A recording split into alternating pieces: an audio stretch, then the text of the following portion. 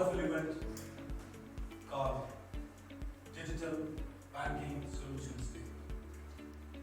Myself, JMR, I'm the founder and CEO of JMR. Excuse me, this is my third visit. I'm here to learn Amharic. God willing, in the coming months, and I'm here next time, I'll make an attempt to speak in Amharic. But please excuse me, I'll continue in English. So when you talk about digital, digital means fast, digital means agile. We keep hearing this buzzword.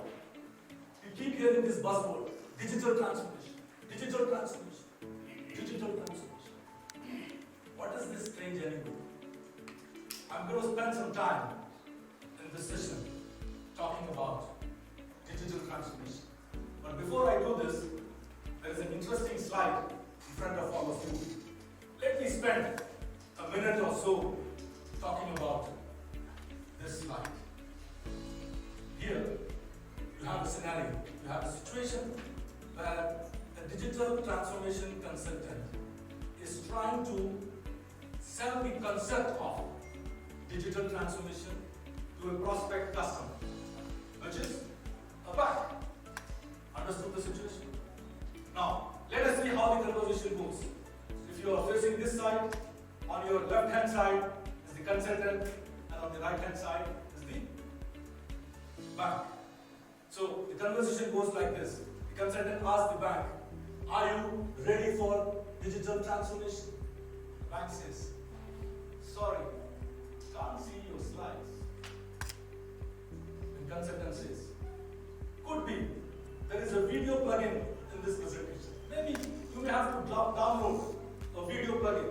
The bank says, sorry, we are running Internet Explorer 7. The consultant says, okay, I tried sending this presentation to you by email, but unfortunately, it bounced back. The bank says, sorry, what can we do? We have a file limit on our mail server, 1 MB limit. By now, this consultant is really losing out. He says, can I send this through Dropbox? WeTransfer? Sorry, we have a file restriction. That's it.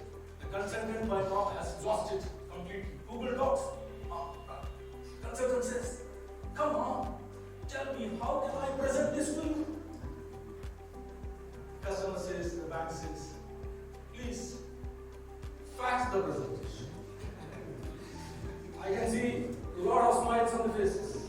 Now you know what is the reason I put this slide? Jokes apart. Keep the jokes apart.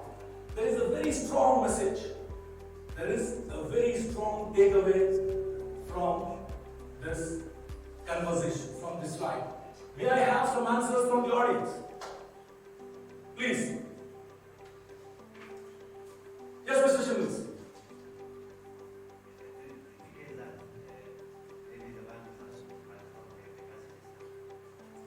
Fantastic. Spot on. Any more hands, please? Any more hands in the audience? So,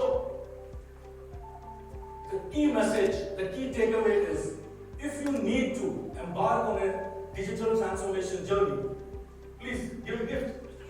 Mr. Shimmels. If you need to successfully embark on a digital transformation journey, it is extremely important that first we overcome the legacy constraints within your infrastructure. That is number one. Number two, more importantly, it is the mindset constraints. Today, if you see in every organization, not just in Ethiopia, across the globe, the major problem is the mindset constraints. So before you embark onto a transformation journey, it is important that you take the entire organization with you. To bring them to your team, convince them that this is the way to go forward. The moment you remove the mindset constraints, it makes your life easy and simpler as you go on to this journey. Thank you very much. Moving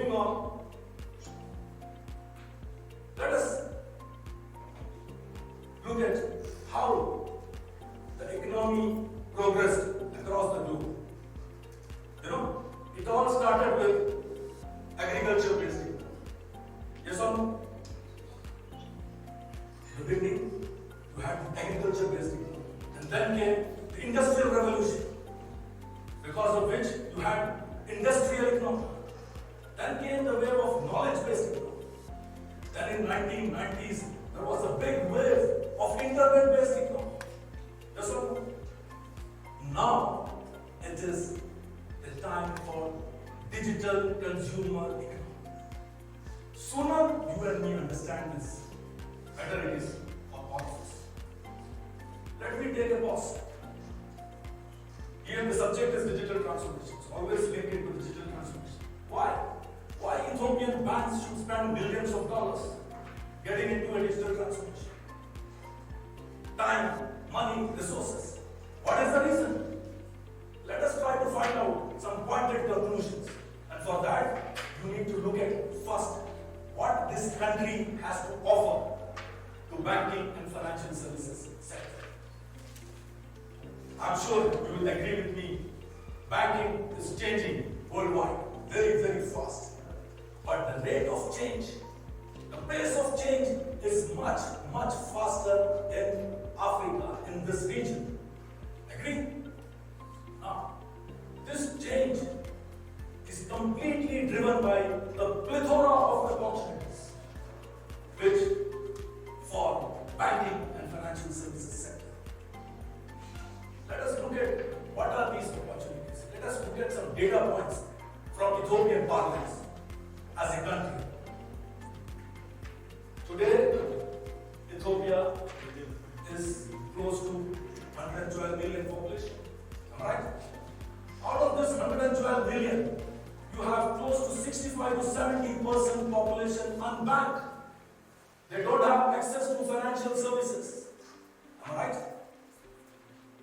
Now, the second key point to note here is the average age, the median age of Ethiopian population is 20, young, dynamic, vibrant population.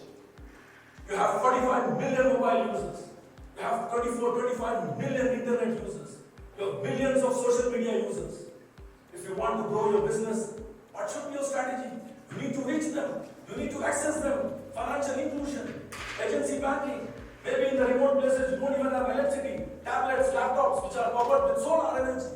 You have to look at holistic solutions. To reach this Y generation crowd, mobile users, internet users, you have to look for. You have to look for mobile solutions, digital first. Push for social media solutions. Am I right? Look at the country. I'm sure last week you might have got some circulars from National Bank in terms of process automation and so on and so forth and things like that. Already the country has chalked out a roadmap for 2025 digital strategy. You have a national payment strategy. Economy is looking good. Year on year, every single sector is growing. Be it services, be it agriculture, be it industry. You have to look at the SME sector. SME contributes significantly to the GDP of the country. As a bank, now if you ask any SME owner, any merchant, any vendor, what is their priority? What is their mandate today? They want to digitalize their customer journey. They want to reach their customers digitally. Yes or no? Now if banks can look at creating a digital platform where you can onboard these SME merchants, give them an option to publish their products and services, integrate it with banking services, inventory finance, deposits, loans, payments, treasury, trade finance. To create a complete ecosystem, it can be a game changer. Agree? If you look at Ethiopia, there is an interesting, exciting fact. There are 20 plus banks waiting to start their operations. This fact itself vindicates my claim that this country has massive opportunities for banks and financial institutions. And both existing banks as well as new banks, if they need to succeed, they have to get their right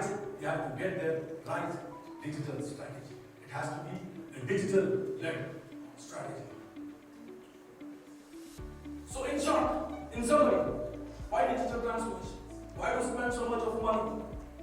Simple. Can I get some answers? Why? Answers. I'm sure you have CIOs, business heads, presidents. It has to be an interactive session, boss. Otherwise, I'll get bored.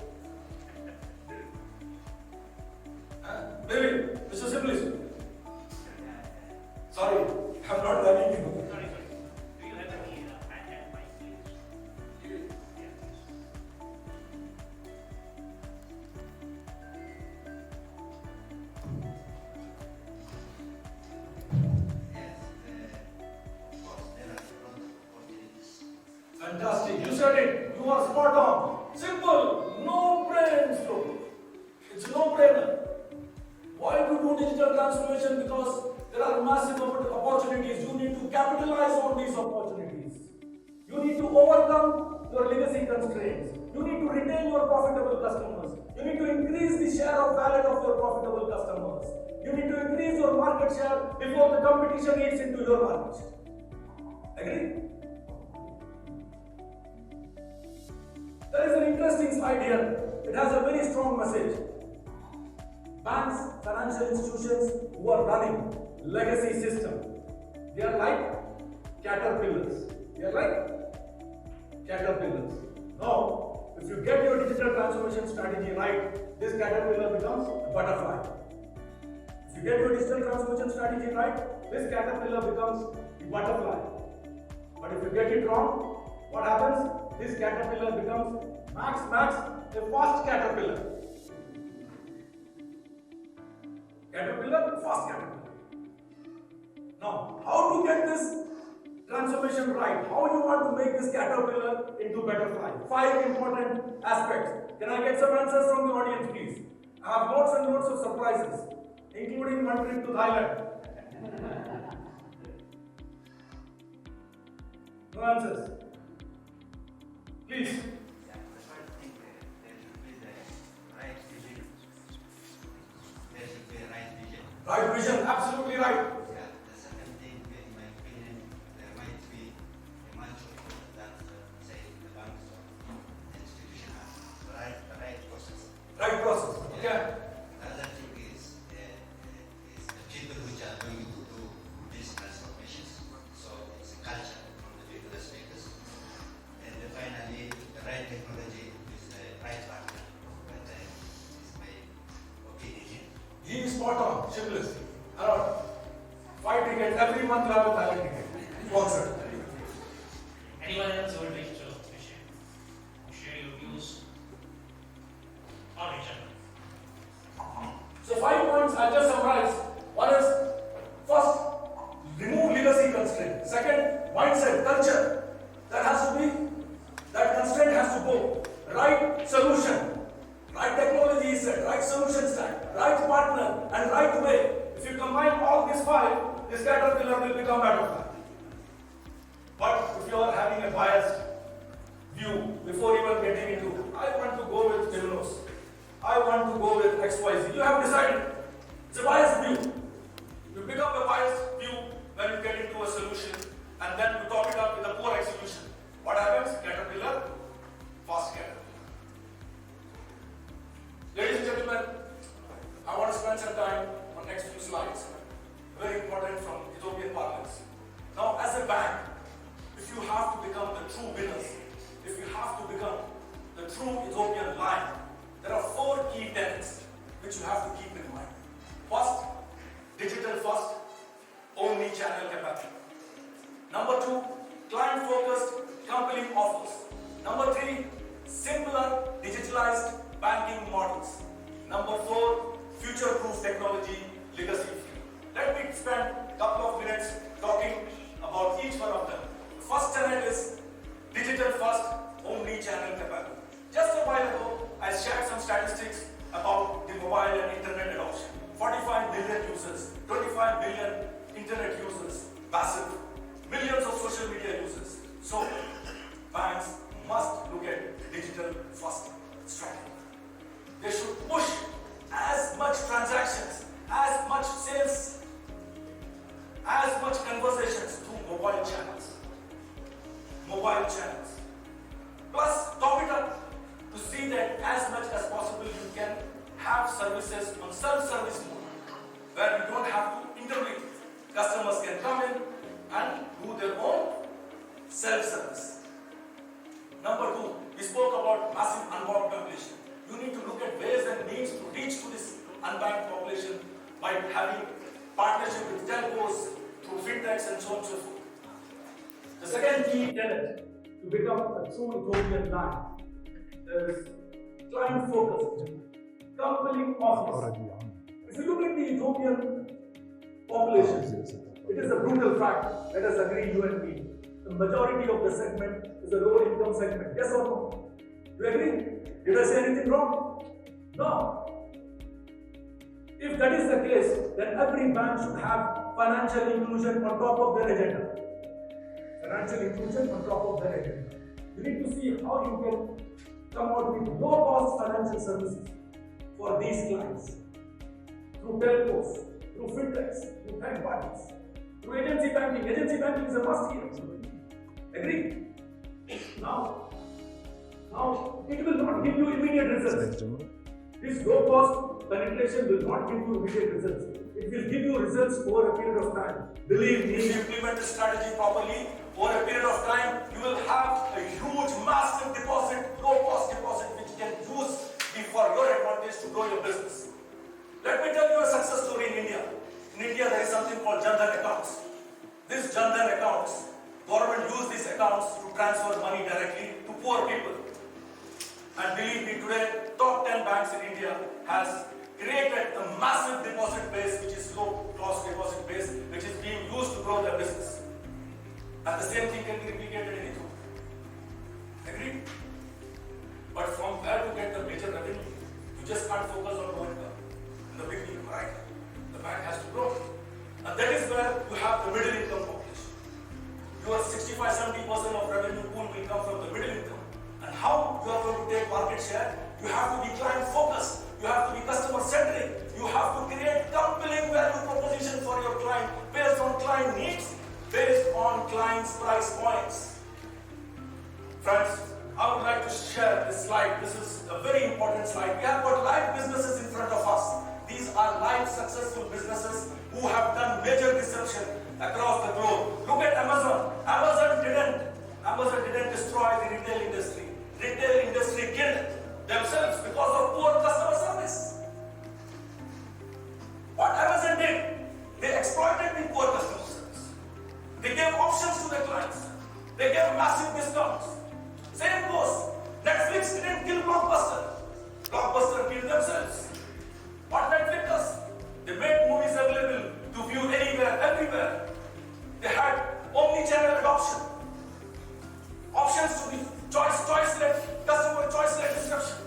Omni-channel adoption-led disruption. Uber, price to customer-led disruption. Customer choice-led disruption. Music, Apple. Earlier you had big albums. What happened there? Broke the albums into individual songs. Customer choice-led adoption. And then they had mobile adoption. So made it available on mobile. They disrupted. Airbnb. They gave choices to customers. Price to customer-led disruption. So in short, technology is not the real disruptor.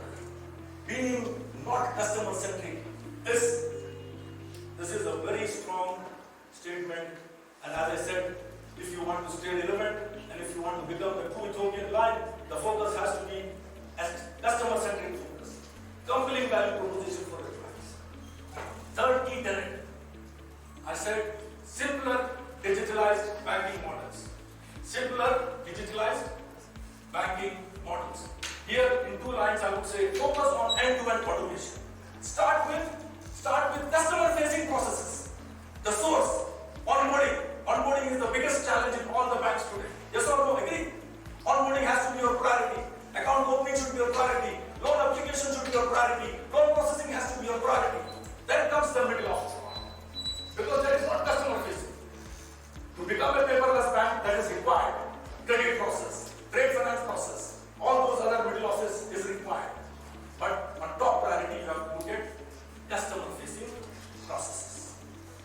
Number 4, I said legacy-free technology, future-proof technology. I think, how many of you are from IT here? How many of you are from IT, information technology? Don't tell me that. I know so many people there from IT, no one is raising hands. Okay. I think there is a good amount of people from information technology. I would like to spend some time on this slide. You know, when you talk about future-proof technology, when you talk about legacy-free, there are key points. 6 or 7 points. I want you to keep this in mind. Number 1, when you pick up the right solution, when you pick up the right solution stack, make sure that the stack is open architecture. It is ready for open banking. Believe me, Going forward, you will not rely on your own customer base to grow your business. You will rely on third party. You will rely on fintech. You will rely on telcos customers and tap on their customer base to grow your business. If you have to do this, you have to be open banking ready. Are you? Check it out. Ask a question yourself. Number two, I'm sure there are so many presidents and executives sitting here in this auditorium. How much of a good transaction system you have in the bank? Is it relevant to you? You need data points. You need data at your fingertips to make prudent decisions to grow your business. Are you getting it? Is your transaction banking system BI ready? Before you select the solution stack, make sure that you have a platform which is business intelligence ready. You have a platform which has got the entire set of analytical solutions required for a bank so that you can have a single source of growth. If not, you need to relook at it. Number three, I spoke about automation, end-to-end automation, customer-facing automation, middle office automation. How can you achieve this? Not by having third-party tools. If you want to have a seamless, integrated, straight-through processing, make sure that your core platform has this integral function, native capability to automate processes. Number four, business market is changing, banking is changing. You need to be agile. You need to be able to launch new products and services on the fly, to stay ahead from competition, to create a competitive advantage. Are you able to do it? You need to have a platform which is highly parameterized, so that in a jiffy, you can configure and launch a product. 2 days, 3 days, done. You are not talking about weeks and months. Just configure, test, and launch. Are you getting it? If not, you have a problem. Whatever said and done, it is always recommended that you need to implement as is standard processes, no customization, zero customization. I support. I advocate that. I advocate that philosophy. No two questions. But whatever said and done, every country has got local requirements. You agree or not? Some kind of local tuning is required. Your system should empower you to do that local tuning by yourself or ex-partner or by-partner without creating any dependency before you. Are you getting this? For that, you need to have a powerful and sensibility tool here. Do you have? If not, you need to ask a question to yourself. Today things are changing. Today things are moving to cloud. Your platform has to be cloud ready. Microservices architecture. Componentized architecture. Today you have a major pain in the bank. You cannot wait for 12 months, 18 months to go live with the platform. You just pick the solution for that pain area and go live. For that, you need to have a componentized architecture. A system where it's modular. Every single module is independent. You can work independently. Is this there? No. Check it out. All this should be supported by scalability, security. And today, with a lot of pride and confidence, let me tell you, Oracle FSGPU stack is the right solution stack for banks and financial institutions. And I will go to one step forward. Oracle is the only product vendor. Oracle is the only product vendor. Record it, quote me, hand me in the quote. I will stand to justify this. Believe me, I'm not joking.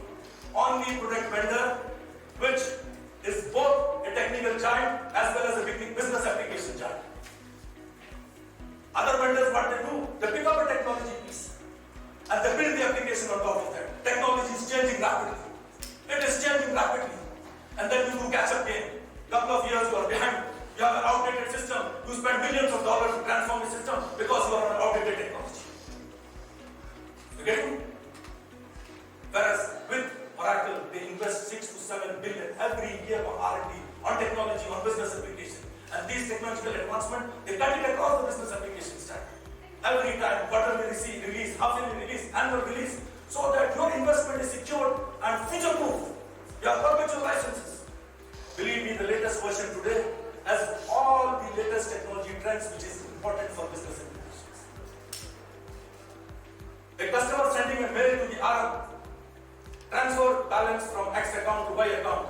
The RM picks up the mail, one click, the mail gets converted into a transaction script, second click, execute. You want to create a transaction, machine learning, this is natural language processing capability. Machine learning, you basically speak, create a transaction, speak, execute the transaction. Chatbots, AI, you name it. Cloud ready, computerized. Ladies and gentlemen, I repeat, I reiterate, the right solution stack, the Oracle FSGPU solution stack, and And today, JMR and iNetworks as a JV partner bring this track to the Ethiopian market. Now, a quick recap.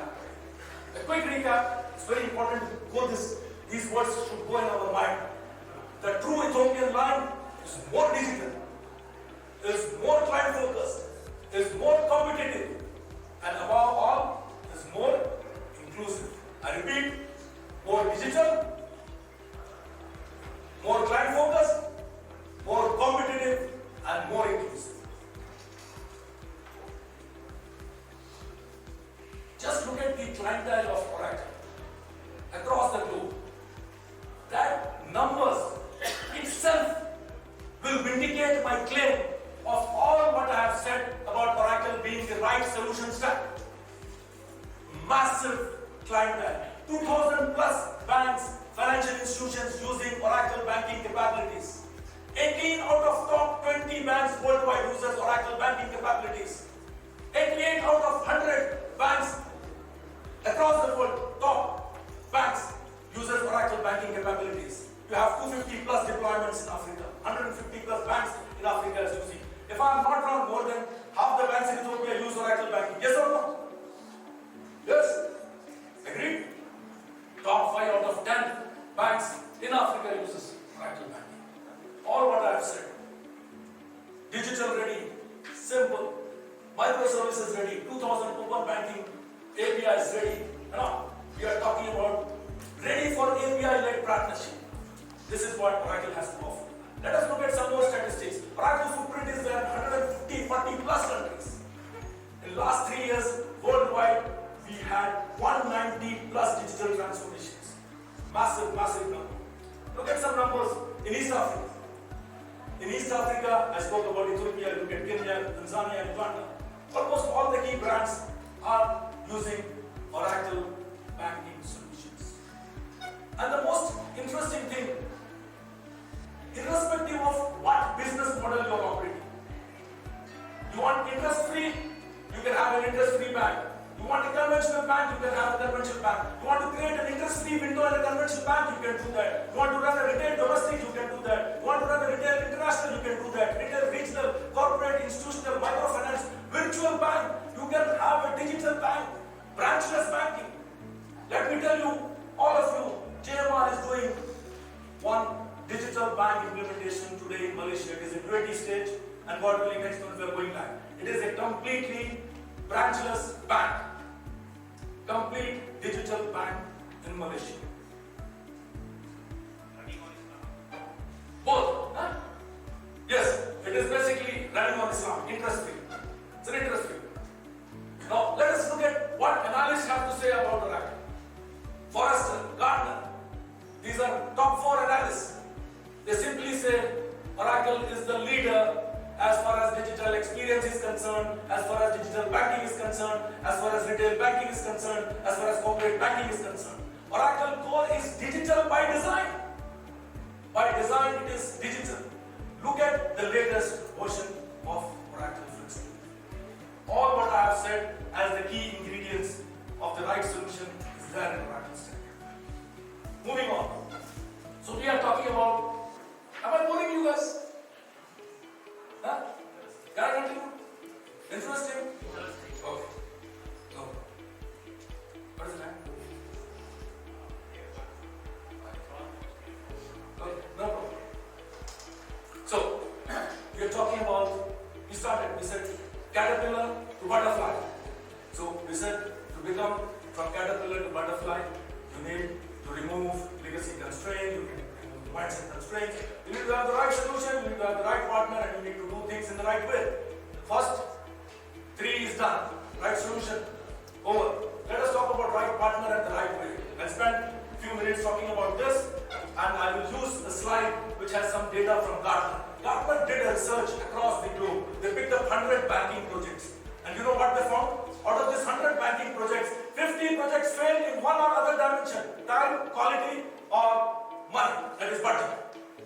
They failed. 50 projects. 18 to 20 projects failed. They didn't take off. They didn't see the end of their life. 30 projects were successful in all the 3 yardsticks.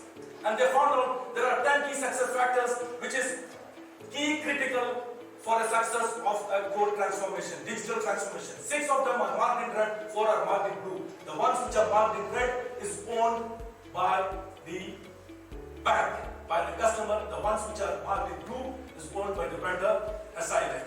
So let us take a closer look. Red, user involvement, executive management support, clear statement of requirements, realistic expectations, ownership of the solution by the customer, focused customer stuff. And blue, proper planning, manageable project milestones, qualified consultants, proven project methodology and documentation. Now what does it imply? It implies that how much ever good an SI is, it is not guaranteed that your program will be successful without the wholehearted participation of the customer. You get it? Because 60% of the responsibility is with customer. But what is the ground reality? You are all bankers. The ground reality, and tell me if I'm wrong, stand up and say, boss, you are lying. And I'm telling you, the ground reality is most many of the banks, they look at transformation projects because of mindset constraints. They look at it as technology project. They say, but IT will handle it. All the business guys will send a person who is free, who has no job in their department, to go and join this team to do the transformation. Is that happens or not? Is it a miss? Yes or no? If you do that, this is going to be a recipe for disaster. And then, same time, the banks don't have that kind of complex experience to do digital big. In some cases, that is the fact. And then, vendor comes in, vendor says, customer, this is your problem, this is my problem, and projects fail. Knowing these ground realities, JMR, networks, we have a very unique extended arm engagement model, customer-centric engagement model. Then before getting into the active phase of the project, we do a lot of brainstorming, we do interactions, workshops and so on and so forth to find out, to identify where are the weaknesses, where are those problem areas, and try to find a solution before we get into the active phase of the project so that we ensure success. We help the bank to plug in the gap. Sometimes if there is no other way, we take the responsibility based on a mutual agreement that we will pick it up and deliver this for you on your behalf. So once we come on board, there is no vendor, there is no customer. It is one. We wear the bank's heart. We become bank. We wear bank's heart. We think, plan and execute on behalf of the bank, along with the bank, to ensure success of the project by understanding local market nuances, by understanding your business imperatives. None of you guys will be spending millions of dollars to basically buy a Oracle or some global technology. No.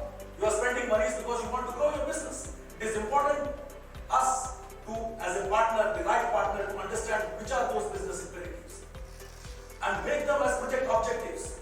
Some of them can be measured immediately after going live, like processing time, account opening, loan processing, so on and so forth. Operational efficiency, it can be measured immediately. Some of those business growth, it takes time. Revenue, profitability, market share. We work with the bank as an extended arm managed services model. We handle to make sure that they derive the maximum value on a day-to-day basis from these investments and achieve their business targets. We do the right solutioning keeping in mind their business targets, business imperatives. That is what we are, the right partner, the right doing things the right way. This is our extended arm engagement model. Our vision is to be the most trusted and respected technology solution services provider. Believe me guys, there are two important words here, trust and respect. Trust and respect doesn't come overnight. It has to be earned. I cannot smash trust. I cannot dictate that you trust me or respect me. The trust and respect has to come over a period of time. I have to deliver time and again. I have to exceed the expectation time and again to win your trust and respect. And that is what at JMR, Networks, we strive to do. And believe me, today, tomorrow, next week, next month, 2 quarters, 3 quarters, 1 year, 2 years, if we get an opportunity to work with you all as the head of the organization, you have the highest commitment, we will walk the talk. What we do, we build, run, and grow the banking technology. In short, we enable banks to realize the full potential of the cutting-edge core digital analytical solutions which are there. This is our growth story. We started in 2007. Now it is 2021. Last 14 years, we have acquired more than 200 plus clients. Each one of them is a successful reference. It is a testimony of our extended arm engagement model. We have clients from Japan to Americas.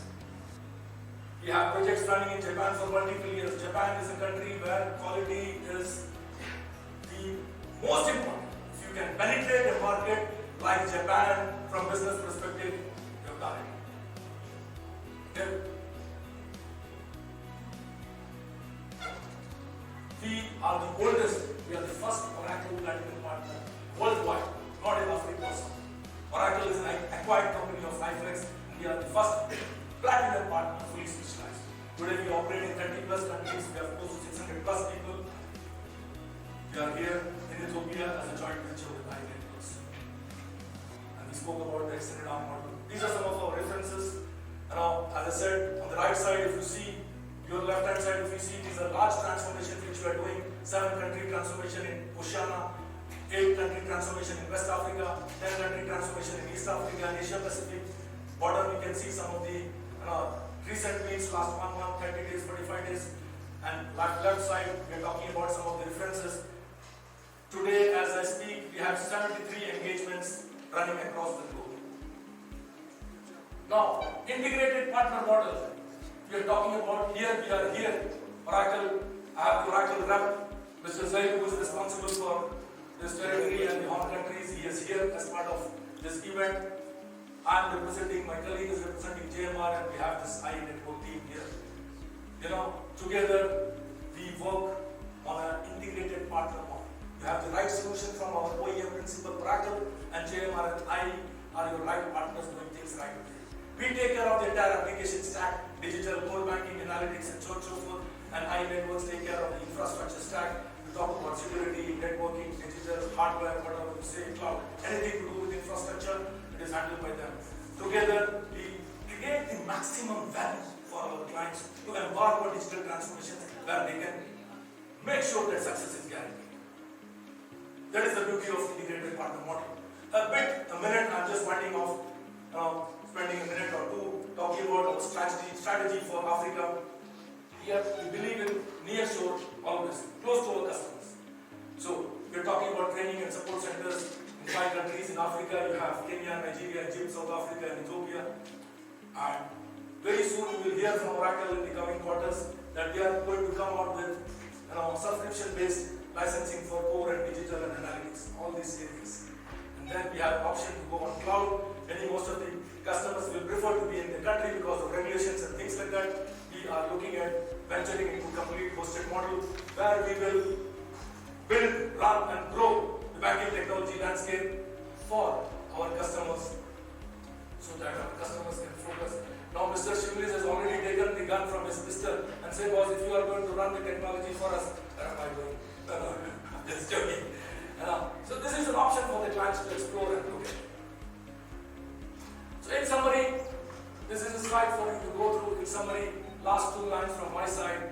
We are committed. We will continue to strive hard to be the right partner because you can't be. You have to always strive hard to make sure that you are the right partner, bringing you the right solutions, doing things the right way, ensuring success of your transformation initiative.